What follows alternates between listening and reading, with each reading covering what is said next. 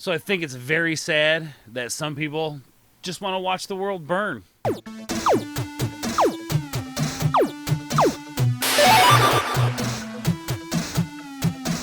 What is going on, fellow board members? Welcome to a very interesting episode here on Ord's Board. So we're kind of doing something a little bit different today.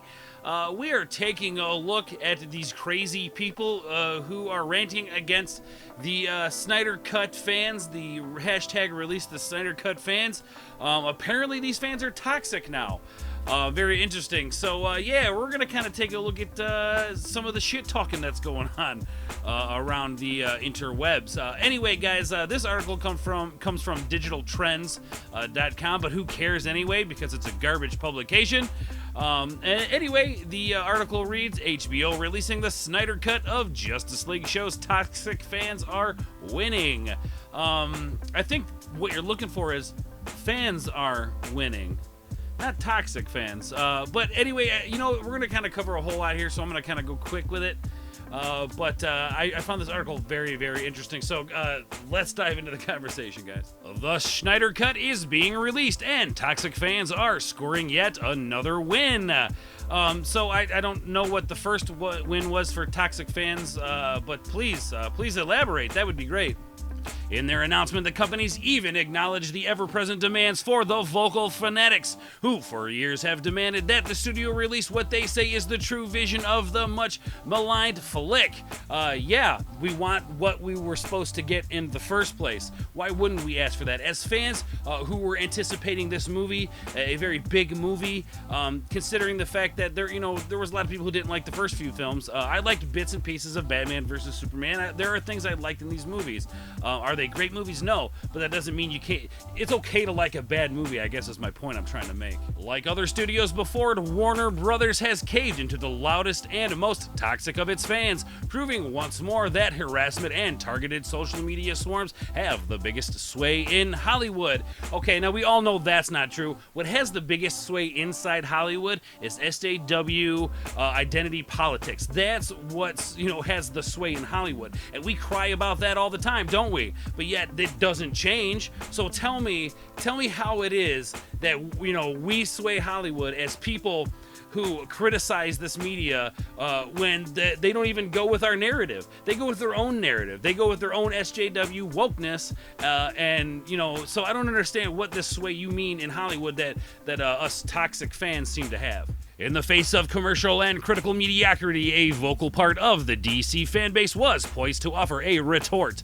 A subset of DC fanbase had long defended Snyder after he was criticized for his previous two DC films. Some paranoid fans claimed that critics had a personal vendetta against him, or that Disney had influenced critics to destroy its competitor's reputation. Now you're just diving into these conspiracy theory things. I don't think that's the case.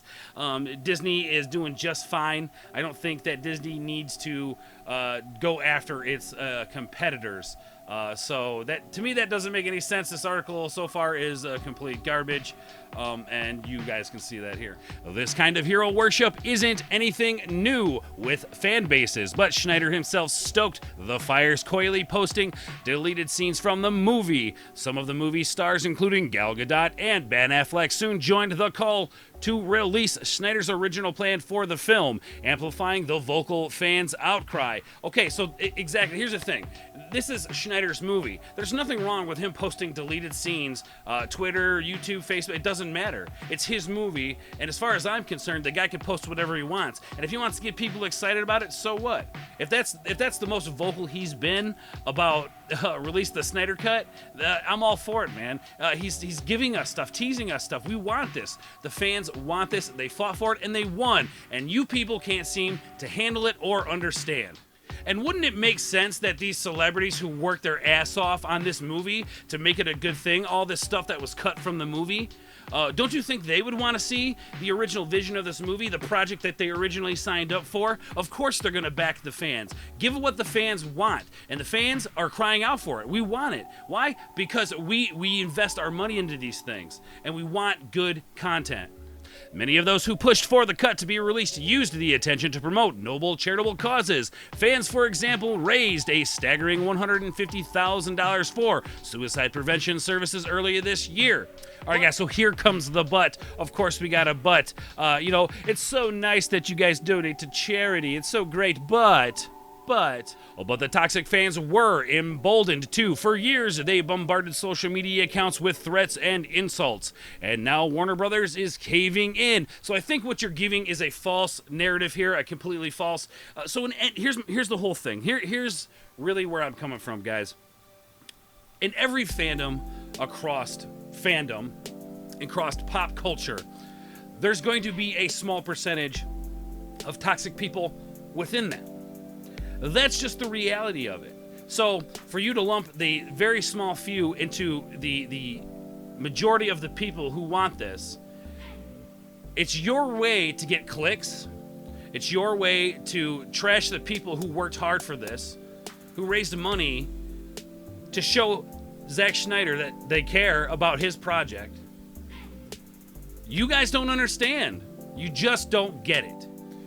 So I want to get something really clear here. These guys keep saying that Warner Brothers caved in, guys. We know that Warner Brothers didn't want this. They don't want to admit their failure. This is something that AT&T had to push onto Warner and tell them to do this. So the whole narrative of Warner Brothers caved in is not the case. People at AT&T see an opportunity to grow their streaming platform and give something to the fans that the fans want. It is a mutual beneficial thing that is happening here. So it's not caving in to the toxic fans. It's a mutual benefit between gaining subscribers for their streaming service and us getting what we deserved in the first place. And here's my other thing too with it, guys. With the whole Joss Whedon taking over thing, he was handed something that was somebody else's legacy. He didn't care about it, guys. He didn't care. So they had to put a director there. As a fan and somebody who wants this to be good or wanted this movie to be good, I would have totally been okay waiting months to see this movie, for them to finish it, instead of bringing somebody in who basically didn't care to finish the movie properly, slapped it together and got it out. So for those of you who think that Warner Brothers is behind this, they're not. This is AT&T. It just so happens that Warner Brothers, DC and all that is under the umbrella of Warner Brothers. All right, guys, so this is my favorite part of the article here, the Phantom Menace. I love when people mention the Phantom Menace specifically. You know what? It just brings more attention to it. So let's see what we're working with here, guys. Well, this isn't the first time that a studio has capitulated to its loudest, most toxic fans. Again, guys, they're giving that narrative that somehow they caved to us, even though this is a mutually beneficial situation. Disney's confessed Star Wars sequel trilogy was capped off with Rise of Skywalker, a movie that seemed intent on retconning everything its loudest fans have condemned. Rey's backstory was abruptly switched, Snoke finally got his reveal, and the Emperor was back out of nowhere. Here's the thing, it had nothing to do with us fans. It had to do with the issues between Rian Johnson and J.J. Abrams. That's exactly what it had to do with. Rian Johnson came in, didn't care about continuity, made the story he wanted to, totally screwed the continuity up of what was going on or what was going to happen, and J.J. had to do his best to clean up, which, if you ask me, was a terrible job. We also have Kathleen Kennedy in there. I mean, there's all these different factors that go into this, but this wasn't the toxic fans that had it changed. This was the miscommunication between two directors who suck.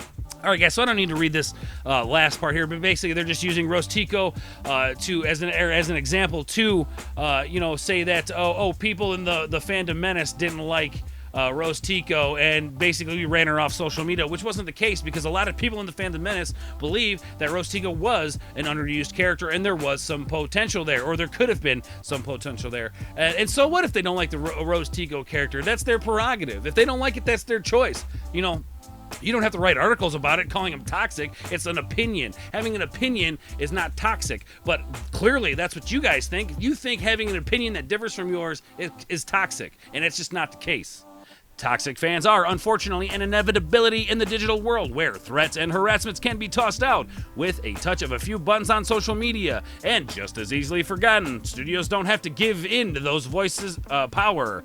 Okay, here's the thing. Again, mutually beneficial. So then I see this next line. You're saying that Warner Brothers sold out like Disney before it. Tell me when, Disney sold out. Please tell me when. Because if anything, we've been in, constant battle with Disney over writing garbage material.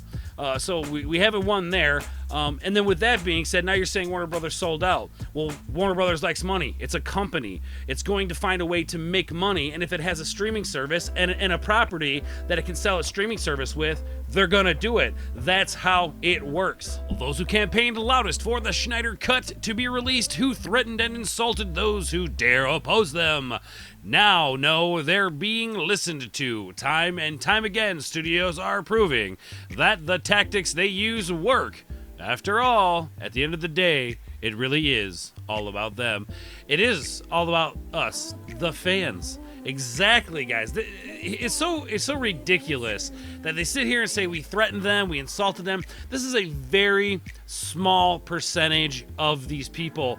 Like I said, guys, before, in every fandom there is toxicity, no matter what.